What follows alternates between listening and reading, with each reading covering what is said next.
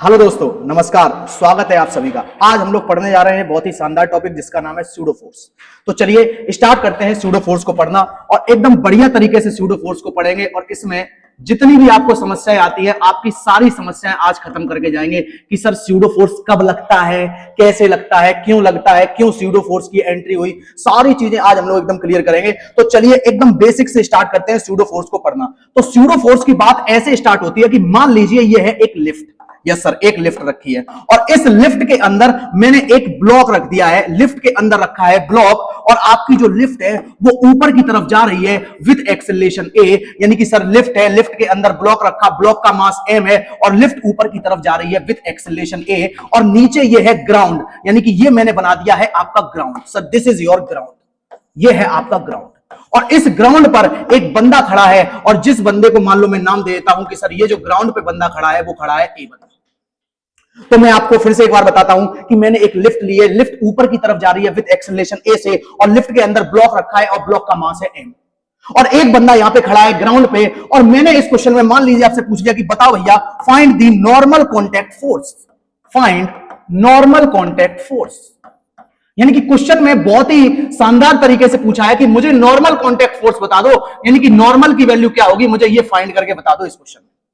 तो सबसे पहले क्या करें सर, कैसे क्वेश्चन को स्ट्राइक करें?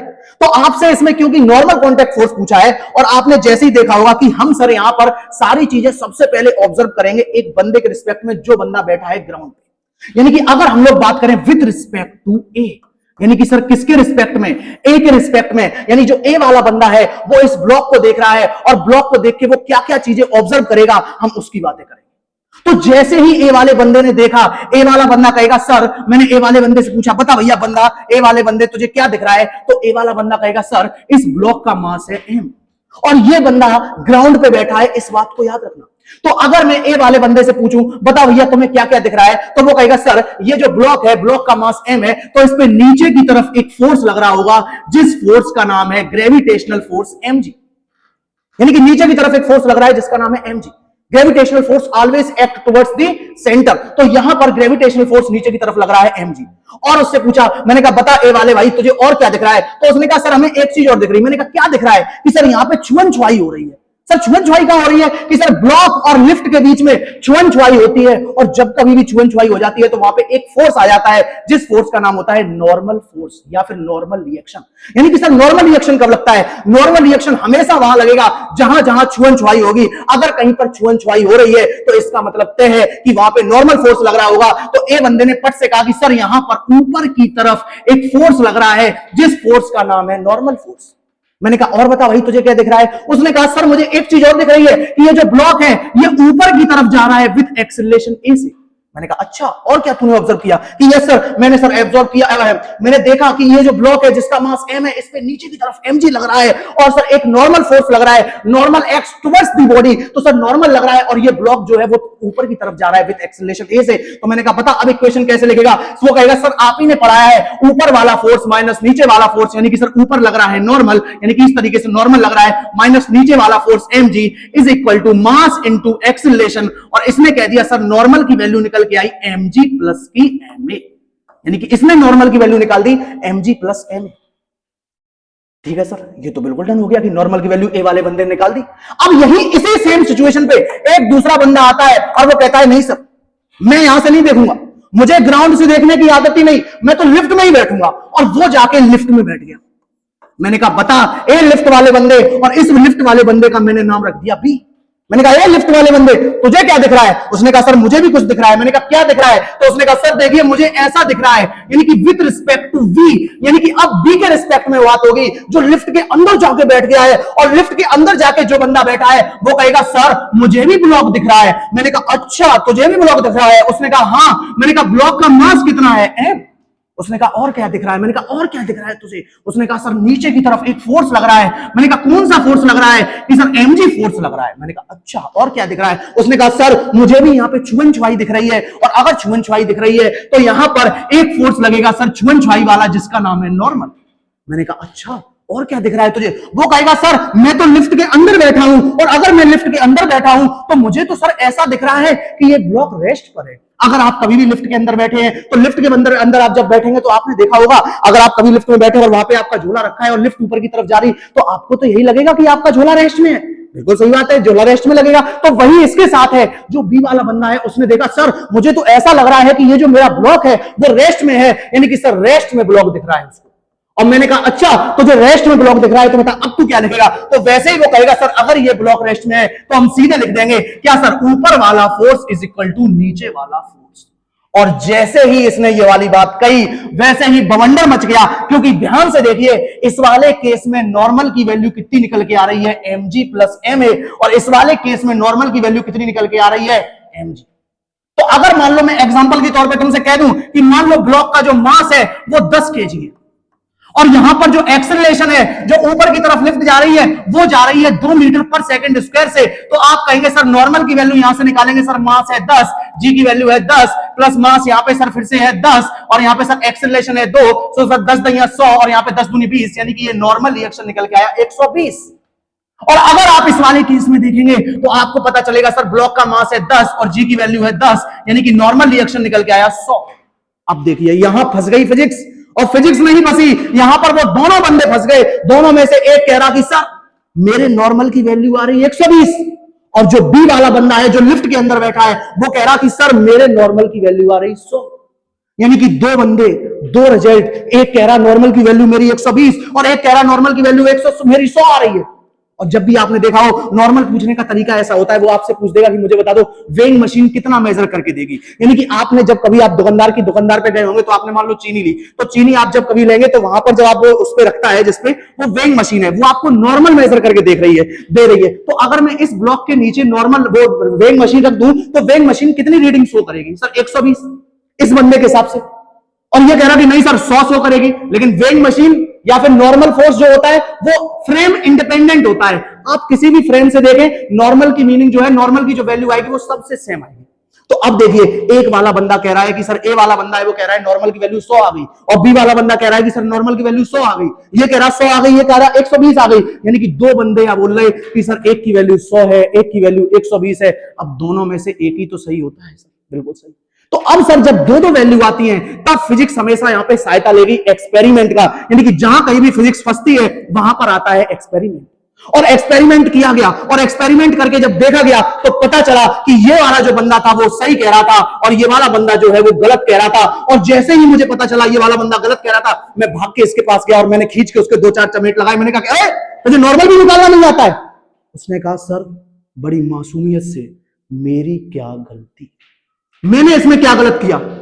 आपने जो कुछ हमको पढ़ाया हमने तो वही यहां पे लगाया। मैंने कहा अच्छा कैसे तूने लगाया? उसने कहा सर आप ही ने तो पढ़ाया था कि ब्लॉक है। मैंने कहा अच्छा ब्लॉक का मास m है। मैंने कहा ठीक, तो नीचे की तरफ mg लगेगा। मैंने कहा हाँ ठीक है mg लगेगा, और सर यहाँ पर टुवर्ड्स दी बॉडी नॉर्मल लगेगा। यस सर मैंने वही लगा दिया। और सर मैं क्या करूं, मुझे तो ये लिफ्ट के अंदर रेस्ट में दिख रहा है, मुझे तो ब्लॉक रेस्ट में दिख रहा है, तो मैंने ऊपर वाला फोर्स इक्वल टू नीचे वाला फोर्स लगा दिया, मैंने n बराबर mg निकाल दिया। तो मेरी क्या गलती?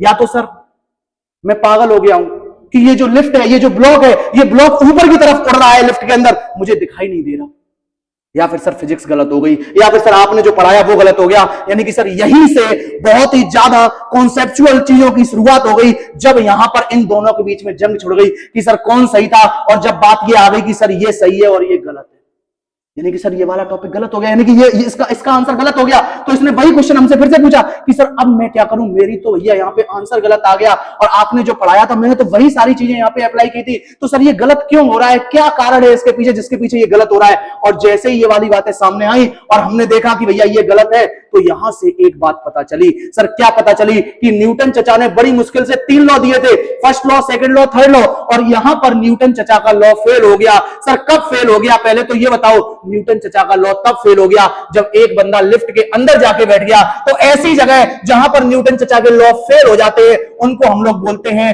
Non inertial frame. यानी कि क्या सर न्यूटन चचा के लॉ भी फेल हो जाते हैं? Yes sir. कहां पे फेल हो जाते हैं? सर वो फेल हो जाते हैं नॉन इनर्शियल फ्रेम में। यानी कि ऐसा फ्रेम, यानी कि ऐसी गाड़ी, ऐसी कार, ऐसी कोई भी बस, ट्रेन, अगर आप जिसके अंदर जाके बैठ जाएंगे तो उस जगह पर न्यूटन चचा के लॉ फेल हो जाते हैं। तो अब भैया हमारे पास फिर से ऑप्शन आए कि सर अब क्या करें। अब हमारे पास 2 ऑप्शन थे, या तो न्यूटन चचा के जो 3 लॉ थे वो बेकार हो गए, उनको पकड़ के फेंक दो और खत्म कर दो लॉ को, कि सर न्यूटन चचा के जो लॉ थे वो बेकार है, उनको खत्म कर दो।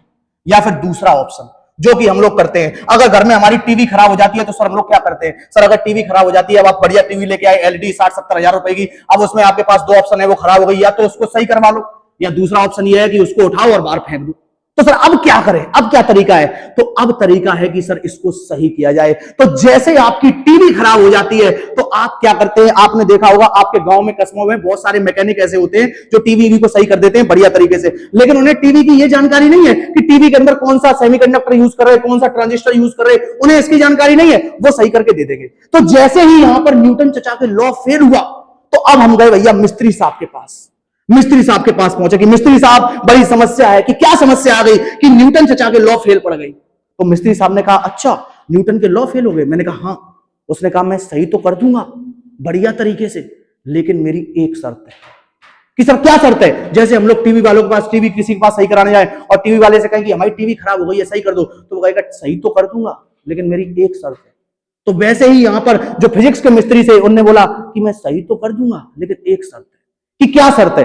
आप ये नहीं पूछेंगे कि क्यों किया, कैसे किया, आप ये नहीं पूछेंगे कि क्यों किया, ये क्यों किया, ये आपका क्वेश्चन नहीं होना चाहिए। मैं आपको सही करके बढ़िया तरीके से आपकी टीवी लौटा दूंगा, आप बढ़िया जाकर टीवी देखें, एकदम बढ़िया तरीके से टीवी पे जाके जो कुछ भी देखना है वो देखें, लेकिन आपका ये क्वेश्चन नहीं होना चाहिए कि सर कैसे आपने क्यों, मतलब क्यों सही कर दिया, ये क्वेश्चन आपका नहीं आना चाहिए। तो जैसे ही ये वाली बात हुई और हम मिस्त्री साहब के पास पहुंचे और मिस्त्री साहब से बोला कि बताओ मिस्त्री साहब इसको सही करके दिखाओ, तो देखो मिस्त्री साहब ने क्या कहा। मिस्त्री साहब ने कहा कि बताओ तुम्हें क्या क्या दिख रहा है। उसने कहा भैया जब हम लिफ्ट के अंदर बैठे, बी वाले बंदे ने कहा कि जब हम लिफ्ट के अंदर बैठे तो मुझे नीचे की तरफ लगता हुआ दिख रहा है mg और ऊपर की तरफ लगता हुआ दिख रहा है नॉर्मल, और मुझे ये ब्लॉक किसमें दिख रहा है, रेस्ट में। मैंने कहा क्यों रेस्ट में दिख रहा है? क्योंकि तुम वहां पर लिफ्ट के अंदर जाके बैठ गए हो तो तुम्हें तो वो रेस्ट में ही दिखेगा। तो अब मिस्त्री साहब ने कहा कि टेंशन मत लो, टेंशन मत लो, मैं तुम्हारा ये बिल्कुल सही कर दूंगा और तुम्हें जो भी इसमें दिक्कत आई है वो सारी दिक्कतें सही कर दूंगा। तो उसने कहा सर सही करके दिखाओ। सर कैसे सही करेंगे? तो उन्होंने कहा कि हम इसको सही करने का तरीका देखियो क्या है कि मैं इसमें नीचे की तरफ एक एक्स्ट्रा फोर्स लगा दूंगा, और वो नीचे की तरफ एक्स्ट्रा फोर्स सर कितना लगाऊंगा? वो कहेगा मैं नीचे की तरफ एक्स्ट्रा फोर्स लगाऊंगा m, यानी कि मास of block into acceleration of आदमी। यानी कि उन्होंने कहा हम नीचे की तरफ एक्स्ट्रा फोर्स लगा देंगे। तो जैसे ही इन्होंने नीचे की तरफ एक्स्ट्रा फोर्स लगाया, अब जरा इक्वेशन लगा के देखिए, ऊपर वाला फोर्स इक्वल टू नीचे वाला फोर्स, यानी ऊपर कौन सा फोर्स है सर, नॉर्मल है, इज इक्वल टू नीचे वाला फोर्स, सर नीचे कौन कौन लग रहा है, mg प्लस ma। अब जरा देखिए यहां पर, इसको देखिए आप जरा ध्यान से, और ध्यान से आप इस वाले के आंसर को देखिए, यानी कि विद रिस्पेक्ट टू ए और विद रिस्पेक्ट बी दोनों के आंसर सेम आ गए, यानी कि इसका भी mg प्लस ma, इसका भी mg प्लस ma। और जैसे ही उन्होंने केवल और केवल एक चीज की थी, क्या की सर, उन्होंने नीचे की तरफ एक फोर्स लगा दिया जो कौन सा था, मास of block into acceleration of आदमी। इसको अभी डिटेल में चर्चा करेंगे। लेकिन जैसे ही उसने ये फोर्स लगाया, आपने पूछा कि सर ये क्यों लगाया? आपने मिस्त्री साहब से पूछा सर ये क्यों लगाया? उसने कहा नहीं, शर्त नंबर 1, मैंने क्या कहा था, आप पूछेंगे नहीं कि क्यों लगाया है। तो जैसे ही ये फोर्स लगाया, उसने कहा आप पूछेंगे नहीं, और अगर आप ज्यादा ही कहेंगे कि क्यों लगाया क्यों लगाया क्यों लगाया, तो मैं ये कह दूंगा तुम्हारी टीवी सही करने के लिए लगाया, लेकिन ये नहीं बताऊंगा क्यों लगाया। तो ऐसा फोर्स जो लगाया गया लेकिन बताया नहीं गया क्यों लगाया गया, अगर ज्यादा ही पूछोगे कि क्यों लगाया गया तो बस इतना कह देंगे कि तुम्हारी टीवी सही करने के लिए लगा दिया गया, यानी न्यूटन चचा के लॉ को सही करने के लिए लगा दिया गया। तो यहां पर न्यूटन चचा के लॉ को सही करने के लिए फोर्स लगाया गया, और इस फोर्स का नाम कहते हैं हम लोग स्यूडो फोर्स, यानी कि जो ये फोर्स लगाया है इसी फोर्स का नाम है स्यूडो फोर्स। यानी कि सर अब तुम्हारे दिमाग में कुछ क्वेश्चंस आ रहे होंगे, उन क्वेश्चंस को एक एक करके टैकल करते हैं। Sir question number 1, sir pseudo force कब लगेगा? अगर तुम जमीन पे बैठ के सॉल्व कर रहे हो, यानी कि अगर आप चीजों को जमीन पे बैठ के ऑब्जर्व कर रहे हैं, तो तुम्हें स्यूडो फोर्स लगाने की कोई जरूरत नहीं है। क्या सर स्यूडो फोर्स वाले क्वेश्चन जमीन से सॉल्व हो जाएंगे? हो जाएंगे। क्या सर स्यूडो फोर्स के बिना भी क्वेश्चन सॉल्व हो जाएंगे? हो जाएंगे। लेकिन कब? अगर तुम जमीन पे बैठे हो। तो सर स्यूडो फोर्स लगाएंगे कब? अगर तुम किसी चलती हुई कार के अंदर, चलती हुई ट्रेन के अंदर, उड़ते हुए गुब्बारे के अंदर अगर आप बैठ जाते हैं तो उस केस में एंट्री होगी स्यूडो फोर्स की। यानी कि याद रखना, जब कभी आप नॉन इनर्शियल फ्रेम में जाएंगे, सर नॉन इनर्शियल फ्रेम का मतलब यानी ऐसा फ्रेम जिसके पास एक्सीलरेशन है, और वहां जाके अगर आप बैठ जाते हैं तो वहां पे आपको फोर्स देना पड़ेगा, उस फोर्स का नाम होता है स्यूडो फोर्स।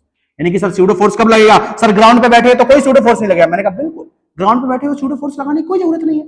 तो सर कब कब लगेगा? अगर तुम किसी इनर्शियल फ्रेम के अंदर बैठे हो तो वहां पे स्यूडो फोर्स की जरूरत पड़ेगी, अन्यथा आपको स्यूडो फोर्स की कोई भी जरूरत नहीं है। तो यहीं से तो स्टार्ट हुई, यानी कि सर यहां पे बोला गया, क्या बोला गया? यहां पर सर बोला गया कि जो आपका स्यूडो फोर्स होता है वो स्यूडो फोर्स सर क्या होता है, इसको हम लोग लिखते हैं is equal to mass of block into acceleration of आदमी। सर ये कौन सा आदमी है जो जो जो ऑब्जर्व कर रहा है, जो ऑब्जर्व कर रहा है, ऑब्जर्व कर रहा है, ऑब्जर्व कर रहा है, यानी कि जो ऑब्जर्व कर रहा है चीजों को उसके रिस्पेक्ट में। और एक बात याद रखना, सर क्या याद रखना, आप हमेशा जब कभी फिजिक्स में क्वेश्चंस आए और वहां पे आपको कई चीजें बोली जाए कि सर मैग्नीट्यूड आ जाए, डायरेक्शन आ जाए, तो आप मैग्नीट्यूड के साथ अलग खेलो, डायरेक्शन के साथ अलग खेलो, आपका क्वेश्चन कभी गलत नहीं होगा। अगर आप मैग्नीट्यूड डायरेक्शन को एक साथ लेके चलते हैं तो संभावना रहती है आपके क्वेश्चन गलत हो जाए। तो सर यहां पर अब बस आपको यह याद रखना है कि सर स्यूडो फोर्स का फॉर्मूला क्या है, यानी कि लगाते कैसे। वैसे इसका फॉर्मूला कई किताबों में ऐसा भी लिखा रहता है कि मास of block into acceleration of non inertial frame, लेकिन बच्चे उसको देख के डर जाते हैं कि सर ये कैसे लगाएं, ये कैसे लगाएं। इसीलिए बहुत ही शानदार क्वेश्चन है, मतलब बहुत ही शानदार तरीका बनाया हमने कि मास of block into acceleration of आदमी। अब सर ये स्यूडो फोर्स सर कैसे लगाएंगे, कैसे लगाएंगे? तो आप याद रखना, जो आदमी का एक्सीलरेशन होगा या जिस आदमी जहां बैठा है, जिस फ्रेम में बैठा है, उस फ्रेम का जो एक्सीलरेशन होगा उसके अपोजिट डायरेक्शन में आप स्यूडो फोर्स लगाएंगे। यानी कि जो भी उस आदमी का एक्सीलरेशन है, जो उसको ऑब्जर्व कर रहा है, उसके अपोजिट डायरेक्शन में आप स्यूडो फोर्स लगाएंगे। तो सर आइए एक दो क्वेश्चंस को करते हैं जिससे कि थोड़ी बहुत क्लैरिटी और आती है, जिससे कि आपको और समझ में आएगी यस सर कैसे घटनाएं घटित हो रही हैं। तो देखिए, जैसे कि मान लीजिए मैं आपसे बोलूं यहां पर, सर क्या देखना जरा ध्यान से, मैंने बोला आपको, मैंने पिछले चैप्टर में जैसे आपने ये वाले क्वेश्चंस पढ़ रखे होंगे कि यहां पर मैंने एक ब्लॉक लटका दिया जिस ब्लॉक का मास है m, तो आप क्या कहेंगे? सर ऊपर की तरफ लग रही होगी टेंशन, नीचे की तरफ लग रहा होगा mg फोर्स, तो आप बोलेंगे टेंशन T बराबर आ गया mg।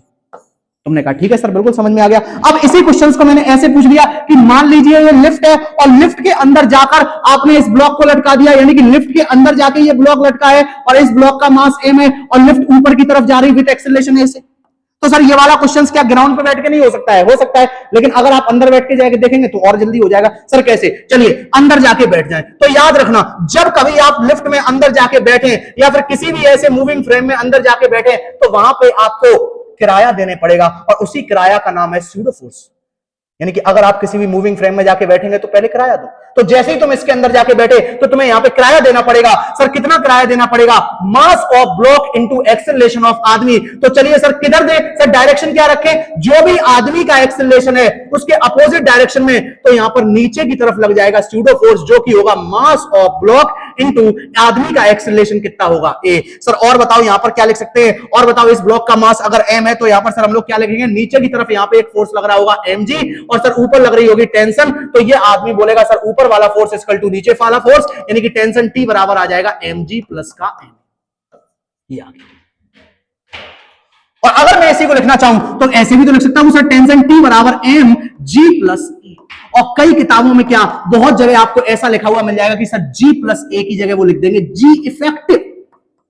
यानी कि सर जी इफेक्टिव क्या है? यानी कि जी इफेक्टिव ऐसी दुनिया है, यानी कि अगर आप किसी मूविंग फ्रेम में जाके बैठ जाते हैं तो वहां पर जी की वैल्यू जी इफेक्टिव हो जाएगी। अब इसको आप गलत इंटरप्रेट मत करिएगा, क्योंकि सर क्या है, क्या सर जी की वैल्यू चेंज हो गई? जी की वैल्यू चेंज नहीं हुई। जी की वैल्यू पहले भी जो हम लोग 9.8 या 10 लेते थे, 10 लेते थे, वही लेंगे, चेंज नहीं हुई जी की वैल्यू। लेकिन यहां पर हम लोग जो जी की वैल्यू लिखेंगे वो स्यूडो फोर्स को इंक्लूड करके लिख रहे हैं, यानी mg प्लस ma, या फिर अगर लिफ्ट नीचे की तरफ आ रही तो mg माइनस ma, दोनों को इंक्लूड करके लिख रहे हैं। तो जरा देखिए, अगर मैं तुमसे बोलूं कि मान लो ये तुम्हारी लिफ्ट रही, तुमने कहा ठीक है सर, और मैंने कह दिया ये लिफ्ट मान लो ऊपर की तरफ जा रही है विद एक्सेलरेशन a से, तो तुम क्या कहोगे? मैं तुमसे पूछूं बताओ जी इफेक्टिव की वैल्यू क्या होगी, तो आप डायरेक्ट बोल देंगे सर जी इफेक्टिव की वैल्यू हो जाएगी इस केस में g प्लस a। अगर मैं तुमसे बोलूं एक और लिफ्ट है सर, सर कैसी लिफ्ट है? मैंने कहा मान लो ये वाली लिफ्ट है और मैंने तुमसे बोल दिया कि यहां पर ये जो लिफ्ट है ये नीचे की तरफ आ रही विद एक्सेलरेशन a से, तो इस केस में जी इफेक्टिव की वैल्यू सर क्या हो जाएगी? g minus a। और अगर इसी का एक और केस ले लें, सर कौन सा केस? मैंने कह दिया मान लो यहां पर सर एक और लिफ्ट है और मैंने तुमसे बोल दिया कि ये जो लिफ्ट है ये सर इसका एक्सेलरेशन यहां पर इस जगह एक्सेलरेशन की वैल्यू 0 है, मतलब लिफ्ट जो है वो नीचे की तरफ आ रही है विद कांस्टेंट वेलोसिटी। और जाहिर सी बात है सर कांस्टेंट वेलोसिटी है, अगर वेलोसिटी कांस्टेंट है तो एक्सेलरेशन तो 0 होगा ही होगा। तो इस वाले केस में सर आप क्या लिखोगे? सर जी इफेक्टिव बराबर बताओ क्या लिखते थे? g प्लस a या g माइनस a, जो भी लिखना है वो लिख लो। सर यहाँ पे मान लीजिए मैंने g प्लस a लिख दिया, अब बताओ एक्सेलरेशन की वैल्यू कितनी है? g, तो इस केस में g इफेक्टिव बताओ किसके बराबर आ गया? g। यानी कि सर कुछ बातें पता चली, एक बार मैं इनको समराइज करता हूं। सबसे पहली बात सर, स्यूडो फोर्स कब लगेगा? जब कभी आप मूविंग फ्रेम में जाके बैठेंगे। सर इसकी वैल्यू कितनी होगी? मास of block into acceleration of आदमी। सर इधर लगाएंगे किसको? इसको लगाएंगे किधर? इसको लगाएंगे जो भी उस आदमी का एक्सेलरेशन है उसके अपोजिट डायरेक्शन में। सर एक और क्वेश्चन मेरे मन में आता है, मैंने कहा बताओ और क्या आता है कि सर यहाँ पे नेगेटिव नेगेटिव, मैंने कहा नेगेटिव की तू टेंशन मत ले, तू अपने दिमाग से केवल इतना सोच कि जिधर भी आदमी का एक्सेलरेशन है उसके अपोजिट डायरेक्शन में हम लोग लगा देंगे सूडो फोर्स, यानी कि मास of block into acceleration of आदमी। फिर मैंने तुमसे बताया कि अगर मान लो लिफ्ट ऊपर की तरफ जा रही है, यानी कि अगर आप लिफ्ट के अंदर जाके बैठ गए तो यहां पर क्या होगा सर, जी की वैल्यू जी इफेक्टिव हो जाएगी, जो कि हम लोग लिखेंगे जी प्लस ए। तो यहां पर जी की वैल्यू चेंज नहीं हो गई कि सर, अगर कोई बंदा ऐसा बोलता है कि अगर आप किसी लिफ्ट के अंदर, मूविंग फ्रेम के अंदर, इसके अंदर जाके बैठेंगे तो जी की वैल्यू चेंज हो जाती है, तो बिल्कुल सही बात है, ये गलत है। लेकिन उसके कहने का मतलब ये है कि वो जी की जो वैल्यू है, जो वो जी इफेक्टिव बोल रहा है, वो एम जी, यानी कि जो आपका ग्रेविटेशनल फोर्स था, स्यूडो फोर्स था, उसको इंक्लूड करके एक साथ बोल रहा है। यानी इस केस में जी इफेक्टिव जी प्लस हो जाए ए हो जाएगा, अगर लिफ्ट नीचे की तरफ आ रही तो जी इफेक्टिव जी माइनस ए हो जाएगा, और अगर कांस्टेंट वेलोसिटी है यानी कि एक्सेलरेशन जीरो है तो जी इफेक्टिव की वैल्यू जीरो हो जाएगी। साथ ही में चलिए इस पे एक दो क्वेश्चन ट्राई कर लेते हैं। जैसे कि आपने पढ़ा होगा, सर कौन सा क्वेश्चन? अगर मैंने तुमसे बोला कि मान लीजिए आपने यहां से किसी एक पत्थर को ऐसे फेंक दिया है 100 मीटर पर सेकंड से at the angle of 37 degree, तो हमने ये वाला क्वेश्चन सर कहां पढ़ा है? ये वाला क्वेश्चन हमने पढ़ा है सर प्रोजेक्टाइल मोशन में। तो ये पत्थर ऐसे जाएगा और ऐसे जाके टकराएगा। तो मैंने तुमसे यहां पर पूछ लिया कि बताओ मुझे इस क्वेश्चन में टाइम ऑफ फ्लाइट बता दो, पहला क्वेश्चन। दूसरा क्वेश्चन मान लो रेंज बता दो, मैंने तुमसे ये पूछ लिया। तो तुम क्या कहोगे? सर यहाँ पे 100 मीटर पर सेकंड से at the angle of 37 degree फेंका है, तो सर इसके कंपोनेंट ले लो। मैंने कहा कैसे कंपोनेंट? सर इधर कंपोनेंट आ जाएगा 100 cos 37, तो सर इसको सॉल्व करेंगे 100 into cos 37 की वैल्यू 4/5, तो सर ये हो जाएगा 80। तो अगर सर ये वाला 80 है तो ये वाला कितना है? 60। यानी कि बॉल का आगे की तरफ वेलोसिटी कितनी है? 80, और ऊपर की तरफ कितनी है? 60। अब मैंने कहा टाइम ऑफ फ्लाइट बता दो, तो तुम कहोगे सर टाइम ऑफ फ्लाइट कैसे निकालेंगे? तो आओ जरा बहुत आसान से निकालते हैं। आसानी से सर, ऊपर कितने से फेंका? 60 से। एक्सेलरेशन किधर लग रहा? सर नीचे। Gravity, acceleration due to gravity किधर लग रहा? नीचे। तो फेंका कितने है? 60 से। कितना लग रहा है एक्सेलरेशन ड्यू टू ग्रेविटी? 10। यानी हर सेकंड वेलोसिटी कितनी कम होगी? 10। तो सर कितनी वेलोसिटी थी? 60।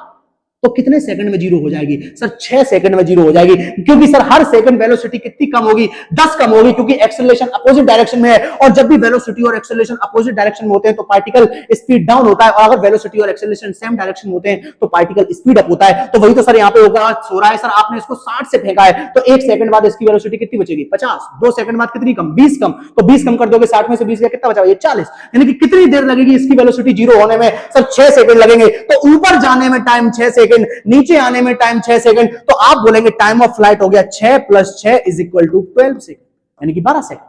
अब आपसे इसी क्वेश्चन में पूछ लिया कि रेंज बताओ। अब बहुत सारे बच्चे इसमें फॉर्मूला लगाते हैं, फॉर्मूला लगाने की कोई जरूरत नहीं है, आप डायरेक्ट ही कर सकते हैं। सबसे पहली बात, यहां पर एक्स में वेलोसिटी कितनी है? सर एक्स में वेलोसिटी है 80, इनटू में सर उसका टाइम ऑफ फ्लाइट कितना है? सर वो हवा में कितनी देर रहा? सर वो रहा 12 सेकंड। तो रे भैया 12 × 96 960, ये उसकी निकल के आ गई रेंज। अब इसी क्वेश्चन को अगर मैं तुमसे बोलूं कि सर इसी क्वेश्चन को एक तरीके से और पूछा जा सकता है, तुमने कहा सर कैसे पूछा जा सकता है? मैंने कहा भैया यही वाला मैंने सेम क्वेश्चन लिया, और अब की बार मैंने क्या कर दिया है कि इसको रख दिया लिफ्ट के अंदर।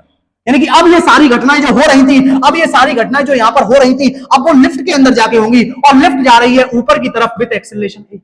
सर अब कैसे करेंगे? तो आप जब कभी लिफ्ट के फ्रेम से जाके देखेंगे, तो मैंने अभी बताया था, यदि आप लिफ्ट के फ्रेम में जाएंगे तो जी की वैल्यू जी इफेक्टिव हो जाएगी। यानी कि इस केस में आप जी इफेक्टिव अगर निकालेंगे, तो मान लीजिए एग्जांपल के तौर पे मैं एक्सेलरेशन 2 दे रहा हूं, तो जी इफेक्टिव की वैल्यू हो जाएगी जी प्लस ए, यानी जी की वैल्यू है सर 10 और एक्सेलरेशन की वैल्यू है 2, तो सर जी इफेक्टिव की वैल्यू कितनी हो गई? 12। यानी कि सर अब आपने इसको ऊपर कितने से फेंका है? 60 से। तो बताओ जी इफेक्टिव की वैल्यू कितनी है? 12। यानी हर सेकंड वेलोसिटी कितनी कम होगी? 12। यानी कि जीरो होने में कितना टाइम लगेगा? 5 सेकंड। तो अगर हम लोग यहाँ पे टाइम ऑफ फ्लाइट लगाए निकालेंगे, तो ऊपर जाने में 5 सेकंड, नीचे आने में 5 सेकंड, यानी कि टोटल टाइम ऑफ फ्लाइट कितना हो गया? 10 सेकंड। और अगर सर कोई कहता है सर रेंज निकालो, तो एक्स में वेलोसिटी सर उसकी कितनी है? जो भी सर एक्स में वेलोसिटी है सर, कितनी वेलोसिटी निकल गई? सर 80 इनटू में टाइम ऑफ फ्लाइट सर कितना लगा यहाँ पे? Sir 10 second. तो ये कितनी निकल के आ गई रेंज? 800। देखिए कितना शानदार क्वेश्चन।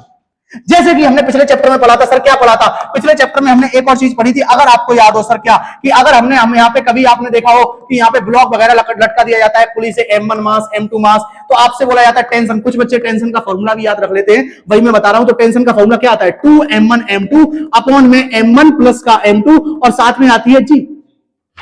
अब इसी क्वेश्चन को उठा के मैंने कहा नहीं, मैं तो ऐसे नहीं कराऊंगा। तो उन्होंने कहा सर आप कैसे कराओगे? मैंने कहा बता, इसी क्वेश्चन को मैंने कॉपी मारा, पेस्ट मारा, पेस्ट मारने के बाद इसको मैंने क्या किया सर? लिफ्ट के अंदर पैक कर दिया। और जैसे ही मैंने लिफ्ट के अंदर पैक कर दिया, और मैंने कहा लिफ्ट ऊपर की तरफ जा रही है विद एक्सेलरेशन कितने से? 2 से। मैंने कहा अब बताओ।